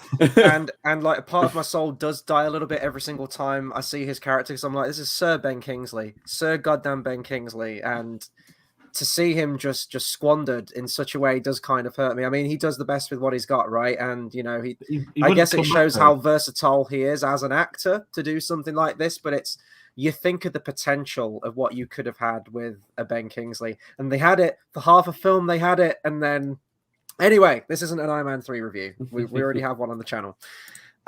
It was just, yeah, the humor didn't really do it for me. I kind of agree with Tate on this one in that you have Awkwafina's character, who is the comic relief character and does have a part to play in the film. Trevor's character is just an interpreter for this, albeit very cute little new plushy sidekick they've got. And I expect that this is going to be in all Disney stores across the world. This little plushy, I think they call it a pig chicken in the film, but it looks more like a cat. Without a face, and it was adorable, and I loved it. Disney are really good at that, and it didn't even have a face. So the fact that they made something cute without a face, you know, fair play to Disney and the conceptual designers on that one. But yeah, the jokes just didn't really do it for me all the way throughout this film. And you know, you talk about like the Planet of the Apes one. If that had just been one line, was talking about this beforehand, but you know, when he says like, I was amazed, like, how did they get the monkeys to do that? If that had just been one line, leave it at that. That would have got a laugh out of me, but loads of the jokes they just kept. Just did you get it? Did you get it? Another example is on the bus sequence. You've got the guy who's live streaming. Do that once. He's the same guy from Spider-Man who tells him to do a flip. Oh, is it? Okay. But like, cut to him once, you know, like it's a whatever joke, like someone's live streaming the fight, someone probably would do that. But they kept cutting back to him and kept doing the same thing again. And it's just that really cringeworthy Marvel humor. I guess this is a tangent now on the humor. The worst joke in the entire film for me, and this was one of those awkward jokes where no one's laughing in the cinema at all, and it just keeps going and it's painful.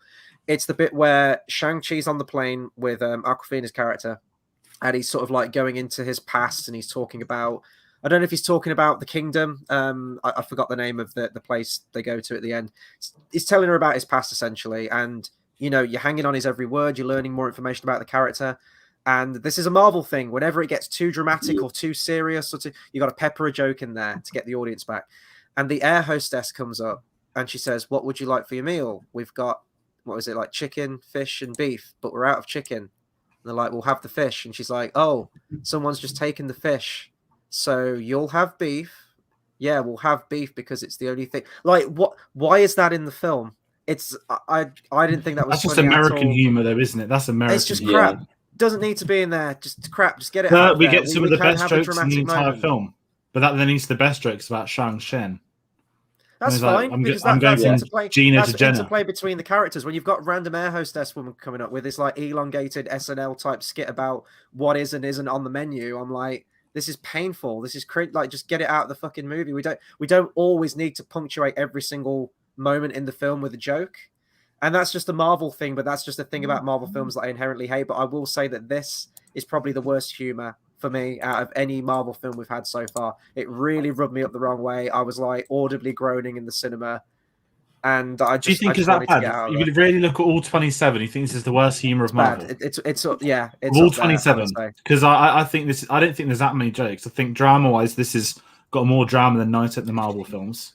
But the jokes that are in it just really angered me. Like almost Transformers level angered me, where I'm just like worst humor exhaling and just going like, oh, for fuck's sake, like it audibly out loud. I don't think it was anywhere near that bad. I thought most of it is drama oriented. Like they don't, bar that one scene, they don't take any of the other dramatic scenes and chuck jokes in. Awkwafina screaming the lyrics of House of the Rising Sun in someone's That's face. Funny, like, what? Yeah, but she said it before. She does it. It had a setup, but I just think it's a bit of a crummy and it didn't work because like they tried to kill her. I don't know. I thought that worked. That's not the kind of humor I think normally works, but it worked in this film. And I think Awkwafina was funny at doing it. I don't think many other people could have pulled that off. And obviously, you get to pay off at the end when they're singing it at they're singing at the karaoke as well, aren't they? But one thing I want to talk about, but not really spoke about, is the action and the martial arts. To me, no Marvel film comes close. I think Winter Soldier was on its own level. This is just shat on every other Marvel film that's come before. I know that Brad Allen is dedicated to him. He was the second unit director and he was the stunt coordinator for this film. Obviously, I'm not sure if you've seen him. He passed away recently, and I believe he was either trained by Jackie Chan or was with Jackie Chan when he broke into American film. So Marvel took it up another level for this. And this is, again, taking, I'm not going to say source material, when you're bringing in sort of Asian cinema, that is something a lot of people know, martial arts, how you're going to do it. And the fact you can tell these were the actors doing it when it's not the rings, the CGI stuff. The fighting looked incredible.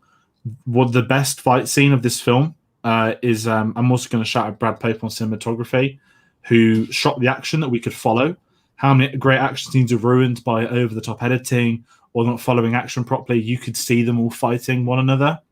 And that's something that's so simple, but just films don't do it anymore, which is really bizarre. But the martial arts in this, the action was way above anything we've had before, especially that bus scene is just one of them. But the scene I'm thinking of is when the helicopter, I don't know, oh God, I keep forgetting the name. The mask thing that trained him as a boy when he goes for the kill, that 40-second fight is just incredible, and it's shot vertically above it so you can follow the action with them. I just thought it was so well done. Nothing's come close, and I kind of want to see more. And obviously, I owe it to myself to go out and watch more martial arts film and whatnot. But it felt authentic. It didn't feel like, here's a stunt double, here's CGI things. You could tell these were the actors doing these stunts. Yeah, there was. I remember watching it, taking note of the actual kind of action scenes, and I know the scene with the kind of masked face person with the kind of I call it the Skyfall fight scene. It looks very similar to the Skyfall fight scene in front of the billboard and stuff like that. That one was very well done, very well coordinated and stuff like that. I can't remember which fight scene it was before then, but I do remember thinking, oh, there's a few too many cuts in this one. Like, I would have liked to have seen a slightly longer take between the different cuts, because they kept on cutting back to the same, what looked like the same kind of take or would have been the same shot and stuff like that, but they could have just not had that extra shot thrown in over the top. So they still got a little way to go, but I feel like a lot of kind of films and TV shows over the last, say, 5-10 years have been enjoying those more long takes. I know the Daredevil series was the one that basically championed that, and the Raid films as well brought in those slightly longer takes added into kind of martial arts and stunts, which I absolutely adore to see in cinema. I know that films like John Wick have added that in as well, and I think nobody has it from the scene that I've seen where it looks like it's uncut.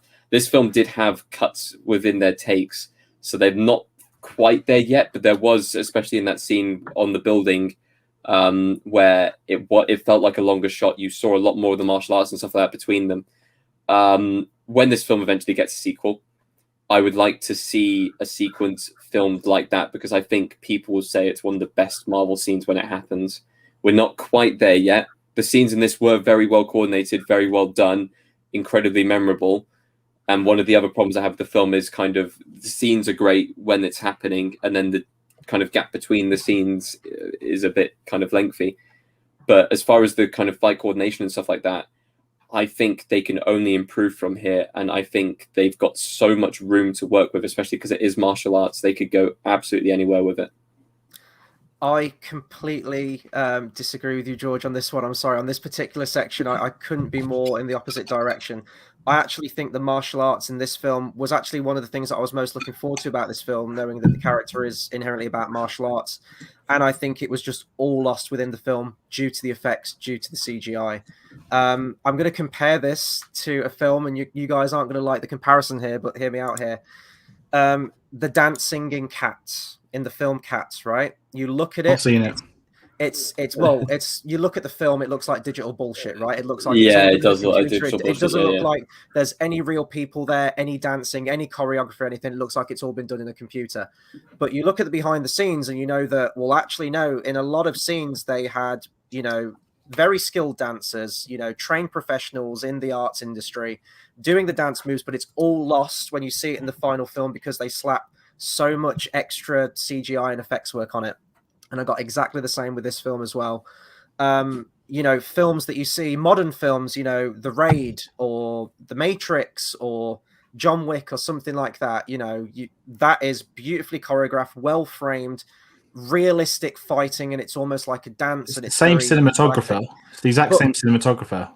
I'm not talking about cinematography. I'm talking about the effects that are added to it. When people are getting punched and like flipping, like there's like a CGI shockwave and stuff, and the bus sequence I actually thought was probably the worst action set piece in the entire film because it's just digital bullshit all the way through. From the CGI bus to the crazy sort of digital camera angles that are going on. I didn't get any sense of reality from the fighting at all, like any terms of choreography, because it looks like it was all enhanced in a computer the entire way through. So there was no tension, there was no grit, there was no, you know, like when you watch a John Wick film and you're watching all this amazing stuff happen and you're completely like blown away by it, or The Raid or something like that.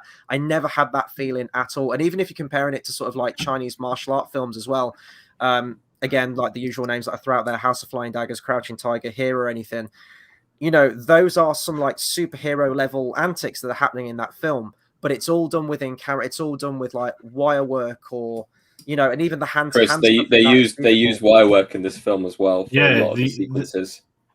it can you just not looks tell it's so wire digital work? to me. It Not looks like that scene looks where like the he only jumped, like live action fight they seem to do in Marvel these days. This film, Mhm. that I scene where disagree the with all bus of gets that. that bus scene where the bus gets cut in half and he does that like digital jump into like the front part. No, of that's the him film. doing a drop kick. That's him doing a drop kick. He's trained in like 2 martial arts. That's a stunt. Okay, well, I'm gonna have to watch it again then. But so much of this looked digital to me, just plastered all I'll over agree. it. The bus sequence, The when you bus think itself, about it, like when the bus was jumping off, was CG. yeah, the choreography within inside the bus sequence is very good.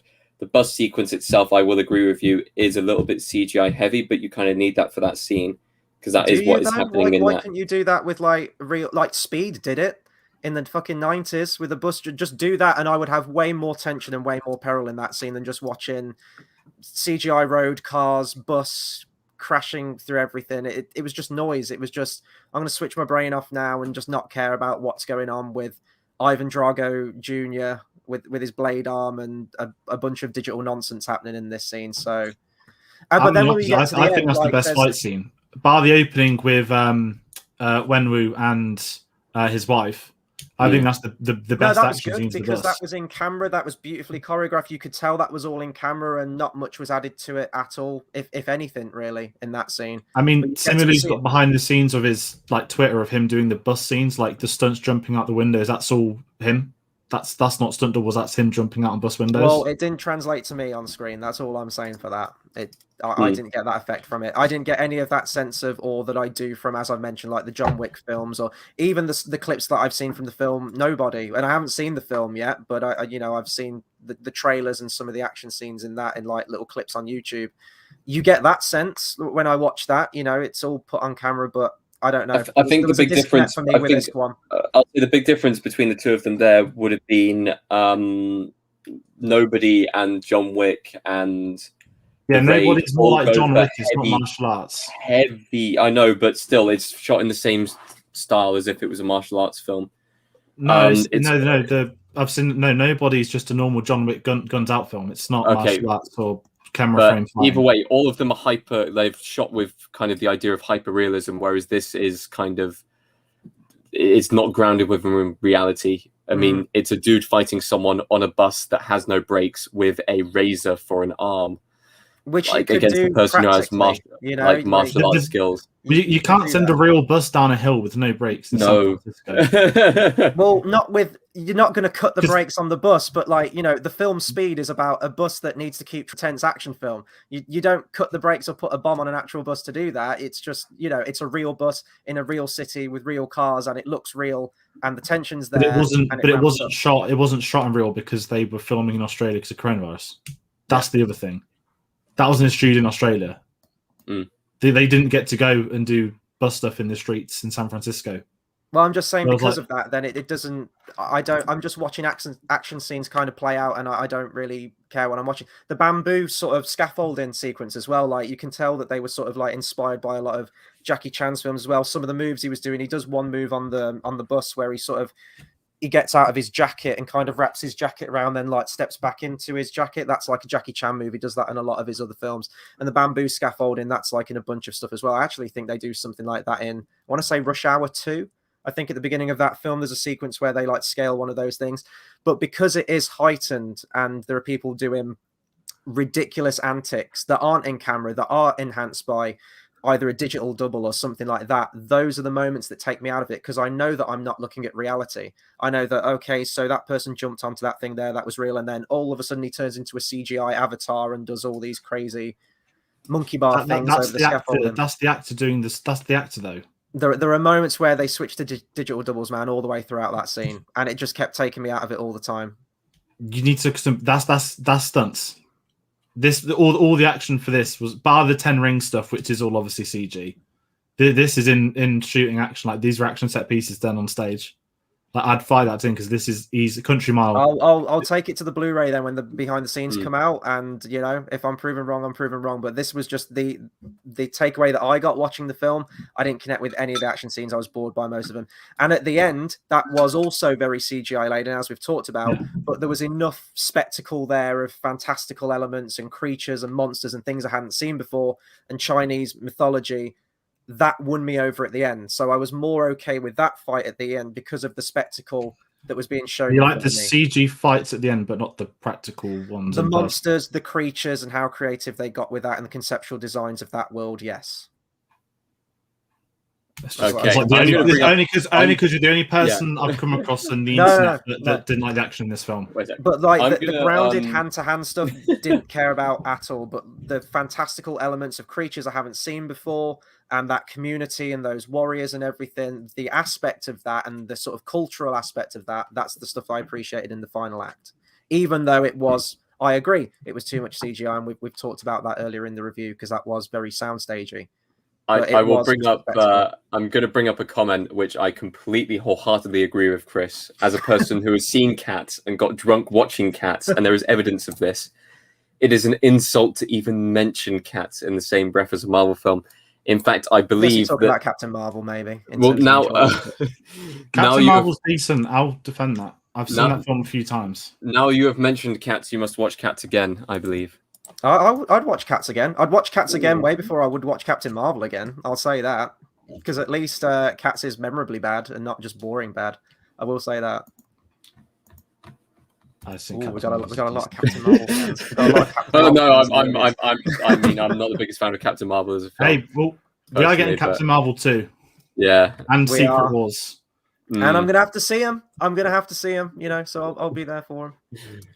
Okay. Moving on, I guess the final things we have to talk about are the box office and our final thoughts. Yeah, box office, 140 million worldwide opening this weekend.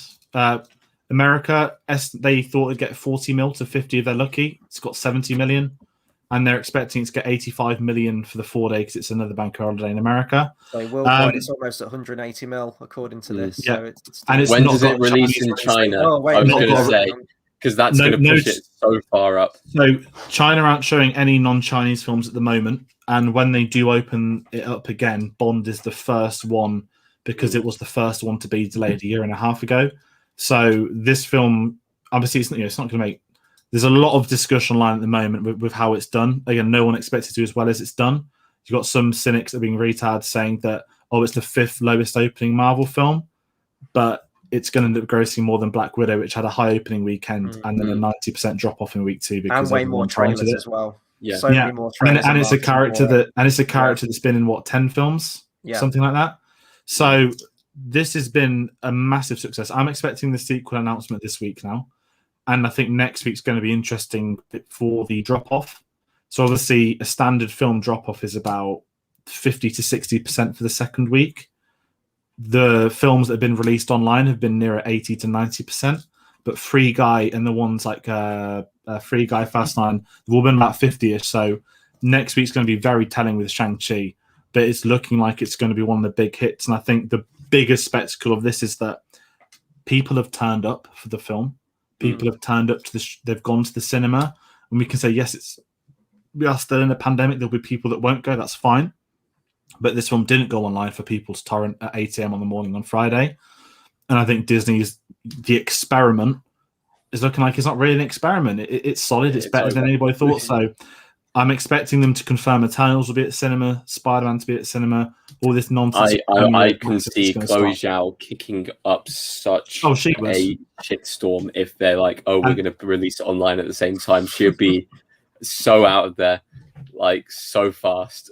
Eternals is the one that they're pushing. Like there was talk of them trying to send it on the festival Oscar hype and stuff like that around Eternals, and people in the fine print on like Disney Plus. Like we'll put Nomadland on Disney Plus, fine print, and also Eternals when it comes out. And this is it. So box office, I think it's really good for the industry, and I think what it's shown is that people are going to be more selective now with what they watch at the cinema. You know, some films aren't. I mean, let's say Suicide Squad is really unfair. It released on HBO Max, so everyone torrents it on day one. It's also rated R, and it's a sequel to a film people didn't like. It's hard to tell the general public, oh, it's actually a sequel, but it's not a sequel. The essence is it's still ultimately a sequel at heart. So if this is going to be the new formula where cinemas, it's going to be about people coming after big events, I am very, very interested for Bond's UK opening weekends. Because, as I said, Friday was the busiest audience I've seen since Tenet last year. I mean, that Tenet did all right overseas. It just did terrible in America. So Bond's box office is going to be interesting. But I still think Spider-Man's going to be the big one because in December, things may be better. Obviously, America's in the middle of it again right now. But Bavaria's commented as well, you can't compare movies that opened this year, the box office before this started. Exactly that. And this is what some weird people are trying to do. And it's just ridiculous comparisons. But the fact that this isn't the lowest Marvel opening is also insane. Mm-hmm. So I think it's really healthy for the cinema side of things. I think the whole exclusively in cinemas, I'm worried for Dune on a side piece. That's going to get massacred. Denis Villeneuve's been kicking off again this week about how shit watching it us online is. He didn't make it to be made online. That is going to get absolutely massacred in the box office. Whereas Shang-Chi is going to be the one to keep on out for the next few weeks. So I'm not saying it's going to make Fast 9 numbers like 700 mil, but if this is already a big hit and it's going to eventually get its Chinese release date, I think this could be... As soon as it hits there, it's all over, isn't it? Game, set, match, as soon as it hits there. And now Chloe, Eternals won't be getting released in China because they wouldn't have anything to do with Chloe's Alpha criticizing China, but Shang-Chi will. So I think it's going to be an interesting few months, but the main thing to me is this is going to put to bed now this silly Disney Premier Access thing, or at least for the shoe in big blockbusters. You're not going to be able to get, you're going to release four blockbusters in a month. One of them is going to flop right now. And if you're telling the general public who don't go to cinema much what one film you're going to come out for, they will say a Marvel film. So it's a really interesting dynamic for me seeing how it's going to pick up now.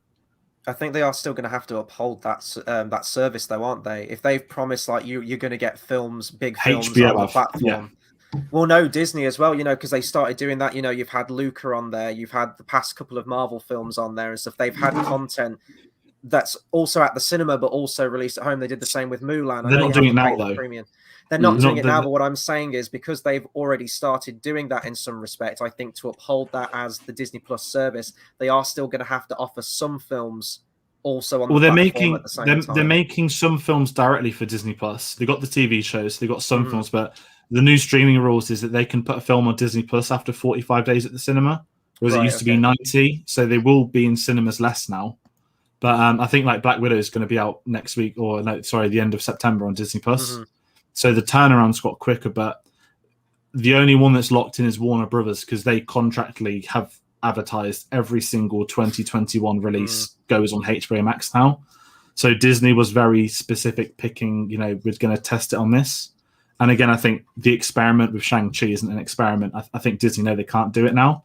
And obviously the way Pixar reacted to Luca, they're not impressed. So yeah, that's fair. Yeah. Some films will be made for Disney Plus, which is inevitable. I think they've spoken about that before, but I think your mega ones I think are safe. Really good comp by Carl. I see Bond being the first midnight screening since the pandemic. Absolutely, they've already announced there's going to be midnights for it in London. So whether it's the first midnight outside of London, I'm very interested. Bavaria Shang-Chi had problems as they reviewed it and they didn't like the parts of it. That'll be interesting as well. So. Expect a heavily edited version of Shang-Chi to be released internationally then. Yeah, so it'll be interesting, but I think the box office is going to have a wild month or two, and Bond's going to be the big one, seeing how that is over here versus in America. And obviously, a few films have moved to next year again, so it should make it easier. Mm-hmm. Yeah. But yeah, that's it. Are we going on to final thoughts? Final thoughts, Tate. Yeah, I'm waiting on your final thoughts, dude. Final thoughts for me. This is, for me, a mid-tier Marvel film. It's not a terrible Marvel film. It's not also one of the absolute best that they've done. I think maybe it has the ability to either grow on me or even slide it a little bit as well on rewatch. It'll be very interesting rewatching it again. But what I'm happy with is that it was an origin film, and has introduced a character who is incredibly interesting and could be a massive player in the future films to come. So I think as far as character development, excellent, brilliant, love that. The film itself, I do think it slots into the middle there somewhere. Nowhere near the back end and nowhere near the front, just bang slap in the middle as far as a Marvel film goes. Yeah, this was low end of average for me. I think the things that I appreciate about the film the most were the world building, as I mentioned, like all the legendary stuff towards the end of the film I really gravitated towards. And I found my second wind when we got towards that final part of the film, just from like all the spectacle of it and just being introduced to this brand new world and culture, essentially, which I really appreciated. I will say as well, like the money it's making, you know, when they announced Shang-Chi, I mean, I didn't know anything about the character, but we keep saying this, like when Guardians was first made, that was the first big gamble. I think this is testament now. Marvel could make anything, any character, any, you know, very minor character, whatever it happens to be, and people are going to go and see it. Because honestly, I thought this might have been a film, not counting international box office, because of course it would be. I didn't think many people would turn up for this, especially being, you know, 2021 and people still cagey about coming back to the cinema. You know, we've had Black Widow, which is a massive name. People are sort of getting their Marvel fix at home on Disney Plus with the TV shows. Do we really want to go to the cinema and see Shang-Chi and the Legend of the Ten Rings? And people want to go and see Shang-Chi and the Legend of the Ten Rings. So it's done very well. I would give this one a second viewing. I don't think I'm going to rush back to the cinema to see it, but maybe it is one that could get better, as Tate said, or maybe it could dip. So I do think I like the world building of it, essentially, and I like where it's setting up, especially because it might be tying into the world of Doctor Strange and the cosmic world and everything, especially with that sort of like final end credit scene where I guess we could sort of mention it really quickly now with Mark Ruffalo in there and Brie Larson sort of tying it into the greater world of everything. I'm looking forward to Shang-Chi with his powers realized now, seeing what he can do in a team-up dynamic or in the sort of like wider sense of the Marvel world. But the film itself, for me, I felt like the first two acts really dragged for me, albeit apart from the flashbacks and Wenwu's character, which I think is probably one of the best villains in the MCU. The humor really, really grated on me with this one, but it wasn't until sort of like the final act where, as I say, that world building really came into its own. Michelle Yeoh's character as well was great to see her in the film. So it's sort of like low end to average for me. That's where I'm sort of going to pin this one, I think.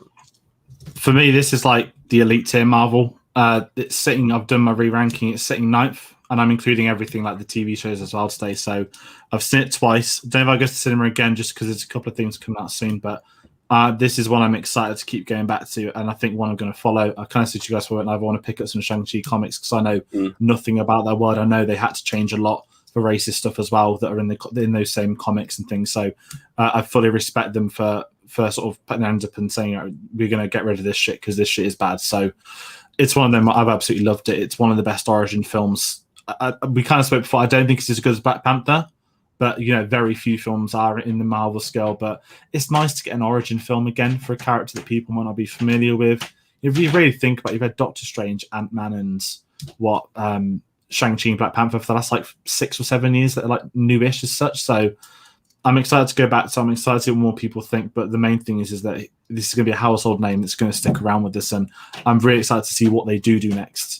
You know, I don't know what the comic lore is. I don't know the other villains, what he gets involved with, but it's a really exciting move forward for Marvel. And I want to kind of jump on something like after Endgame came out, I was like, this should end Marvel now. You know, they've peaked what they're going to do now. When really the sort of the situation is the way the TV shows have gone, the way I felt with Shang-Chi, just go for it. Keep developing those characters that you wouldn't have the balls to in the past. And with this one, with all the lore and all that kind of stuff, explore the sort of the different not environments. With like Black Panther, it's like different cultures. If you keep exploring the different cultures, no one's going to feel tired because everything's so new to so many people, and there is so much potential there. So I'm eating my words again after a couple of years since Endgame, but it's one of them where they've got me in, and obviously, you know, we are heading into some more further unknowns, I guess, with the Eternals in November. So yeah, it's very exciting looking forwards, but this is definitely what I'm going to be talking about for a long time. I think they need to do that slow build, don't they? Like basically what Phase 1 did, where it was like, we're going to gradually do this. We've had that complete phase now. They can't rush headlong into like another team up thing straight away. They've got to, you know. They said they're not going to do one, didn't they, as well? I've got an interesting question here. Because we're going into the multiverse with some of the films coming up in the future and stuff like that. That's guaranteed now. We all know that's going to happen. And there's been a lot of talk around different Nexus beings within the Marvel universe. Do you think the Nexus being from this film would be Wenwu or Travis Slattery as a character that just spans across every single multiverse in the same kind of character? I'm going to say Wong. Wong. Okay. He's the new Phil Coulson. And if they kill him in Doctor Strange, we're all going to be upset. What I'm confused about at the moment is what is actually... It seems like loads of these films and TV shows that are coming out at the moment are all sort of like setting up the multiverse in their own film. You had it with WandaVision. It's like, okay, did Wanda create the multiverse? And then it's like, well, no, she's tied with Doctor Strange. And we're seeing Doctor Strange with Spider-Man and multiversal things with Spider-Man. It's like, did that create the multiverse? And we've got Loki, and it's like, well, no, actually he did. And it's like, which one is actually creating it? Or are they all kind of like branching off? Loki didn't create it. He just... stopped the ability. He just stopped the ability to stop it at its start, shall we say? Yeah, I think Loki's going to be the one that's fundamentally like kickstarting Kang coming through and all that stuff. Obviously, that's going to be Ant-Man, but I think it's going to be. I think the way I'm going to judge it off the first few different things we've had. Obviously, we'll know more in Spider-Man and probably know more in Doctor Strange next year. In truth, I think Doctor Strange next year is going to be the really big one. But I think the way they've handled it so far is that everything works as standalone at the time being. Which is the biggest worry we all had, was that how's the multiverse just going to come in another film and affect everything. So I want to say in March we'll know more with Doctor Strange, but I don't think the multiverse is going to be around for long. I think the multiverse is going to be here for literally 3 or 4 films, write Spider-Man out until the same deals are done, bring in who we need to bring in and say it was done via the multiverse. So it's a very interesting journey there. And the main thing I'll say about Marvel, and obviously the DC ones can start crying, the reason they're bringing in a multiverse is because they've kind of done as much as they can without one, and now it's time to bring it in, versus we fucked up, we need to reset everything and bring back everyone this way. Couldn't be more different, and yet they're both happening at the same time, which is ironic. One's like actually a story progression, the other one is just sort of sweeping just up like all the we've only done 2 films and now we've only done 1 film and suddenly we're going with our massive team up film. Congratulations. The fact that the Flash in his first solo, this is turning into a DC thing now, the fact that the Flash, they're just lumping in 2 Batmen in there, why? You know, and that's just to sell tickets. Come watch the Flash. Why? Because it's got Batman. Like, well, okay. But it's not come watch Doctor Strange. Why? Because there's 2 Spider-Men. It's like, no, like you can watch Spider-Man do it in their own film. So we've got another DC fandom coming soon, haven't we? Is it October 21st or something around that point? We're going to get more information, so we'll probably be covering that. I know that's DC. I know that's sort of like the unspoken thing that you're not meant to say on a Marvel review, but we'll be back for that. And you know, as we said, like the trailers that we got before this thing, I mean, it's terrifying. Like so many comic book films. We've got Eternals, we've got Spider-Man, we've got Venom, which is it in or is it out? We don't know. I guess we'll find out when we go and see Venom 2, won't we? Whatever the goddamn Sony's planning for those films, I have no idea. But I think that'll do it for our review on Shang-Chi. So, of course, thank you to everyone that has been commenting along. Let us know your thoughts on the film. I think this is going to be quite a popular one, actually. So I think a lot of people are quite positive on this one. If you are middle of the road, if you didn't like it or any opinions on this film, please do feel free to share them in the comments down below. And be sure to like, share, and subscribe as well. I mean, this is a new film. We are getting new films now. I don't think that Shang-Chi is going to have much competition until at least Bond and Dune come out. So I think this is just going to be sweeping up at the box office, to be honest, for the next few weeks. So any new films that come out, we will be having reviews for there. Obviously, we're leading to No Time to Die with our Bond retrospective as well. I'm trying to think what's coming out. So, okay, so this Tuesday, sorry, we're kind of ahead of the game with the recording. I'm just trying to get my head around it. So this upcoming Tuesday, that's Tuesday, the 7th of September, we'll have our Casino Royale review going up. We have actually pre-recorded that. It's a really fun one. It's a long one, but it's a great one. So please do feel free to check that out if you have been following our retrospective, because we're loving the Bond hype at the moment, and we're so close, especially with this being the first Craig one as well. You know, it's going to soon come around before we know it. Do we have anything else coming out? Any other videos or anything? Where can people find us, George? So I'm trying to think what is coming next. There is going to be a review this Wednesday for something Netflix sent over, but I have more details. So Facebook Cinema Savvy, Twitter at cinema_savvy, letterboxd.com/cinema_savvy, links to public in that description below. I'm just trying to think of new releases because things have started shifting. Green Knight was announced. Green Knight's got a date. Yeah, September the 23rd apparently. So that's there September the 23rd. We'll get a review out for that finally. Yeah, so we'll finally have that. It better be good. I mean, it's got good reviews, but yeah. And then we've got I think I said Wednesday. Wednesday's gonna be the new Schumacher documentary. I don't mind saying that, but just a little bit of F1 for some people. So new releases are happening. They're a thing, but Bond is the main thing. So keep in tune. We'll be with you with No Time to Die in the next couple of weeks. As of the Craig hype is here, the Craig era begins this Tuesday. So do join us for that. And any other announcements we will put on our social media. Obviously, we're watching What If, but we're going to do a collective review at the end rather than weekly. Awesome. That'll do it for us then. Thank you once again to everyone commenting along, and we'll see you guys on the next video. Take care, everyone.